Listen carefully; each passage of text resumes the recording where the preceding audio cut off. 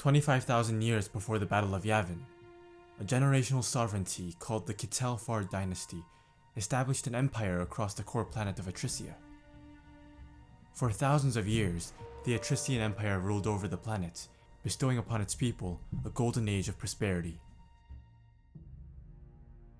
Among its rulers was Emperor Yueg T'Ching, 54th in the Kittel-Fard line.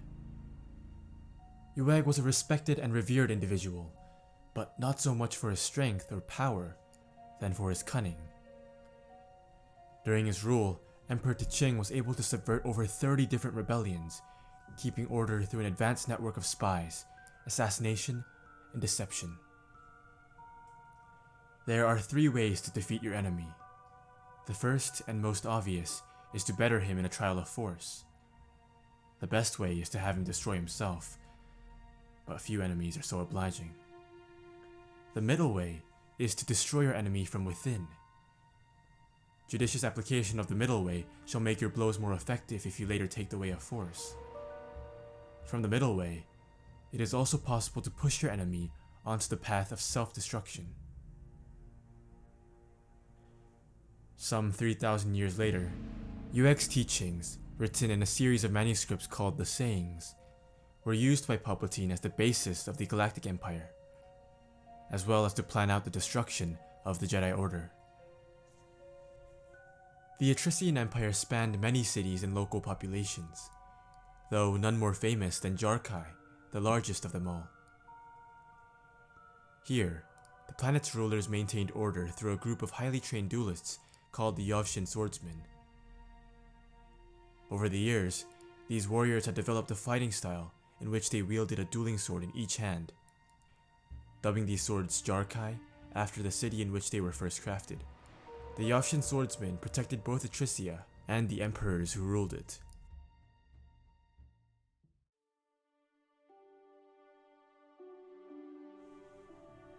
Most often learned as an offshoot of Form 6, dual-blade lightsaber combat allowed its practitioners to maintain great speed and strength while on the offensive.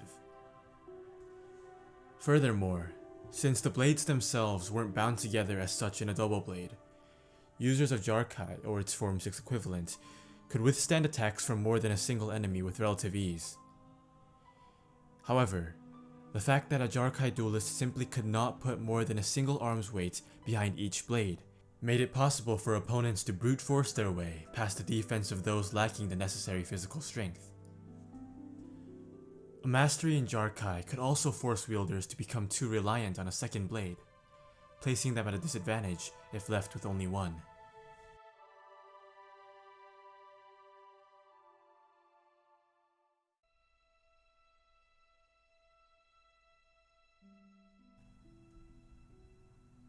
Asajj Ventress was born on the Outer Rim planet of Dathomir, and was placed under the care of Mother Talzin. As a child, she lived a simple, albeit insignificant life. But when the clan came under the threat of Halstead, a powerful Sinatine criminal, Talzin gave her away in an attempt to appease her enemies into leaving. It worked, and Ventress was ferried away to the war-ravaged world of Ratatak, where she lived in relative peace for several years. Halstead proved to be a kind master, and when he was killed by one of the many Weequay pirate bands circling the planet, Ventress grieved for his death. It was in this state that she was discovered by the Jedi Knight Kai Nerek, who would become her friend and mentor for the next 10 years.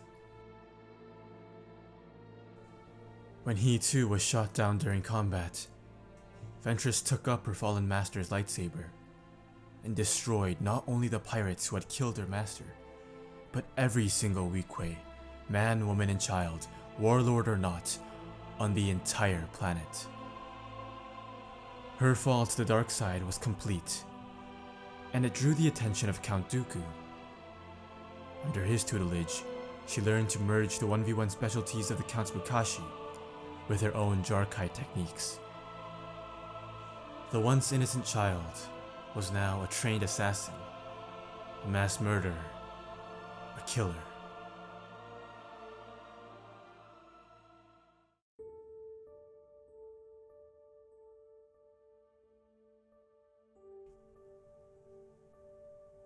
Ventress was an incredibly agile combatant, using force-enhanced jumps, among other abilities, to outmaneuver her opponents and force them to make a mistake. But apart from Ventress, there were only a handful of duelists, Jedi or Sith, who utilized Jar-Kai on an exclusive basis. Dark Underlord of the New Sith Wars, Jedi Master Ras Talasu, Ahsoka Tano, and the Dark Jedi Baka Seka included. But far more Jedi tended to turn to Jar-Kai only on occasion. Blade Master Kasim, Exar Kun, and a large majority of the Skywalker lineage, from Anakin to Cade, being only a few among the many present in this category. In a loose sense, Jar-Kai served as the clay with which any other form could be molded. Whatever style one may choose to use, dual-blade combat allowed its wielders to maintain a consistent, yet unpredictable offense. Thank you for watching, and may the Force be with you.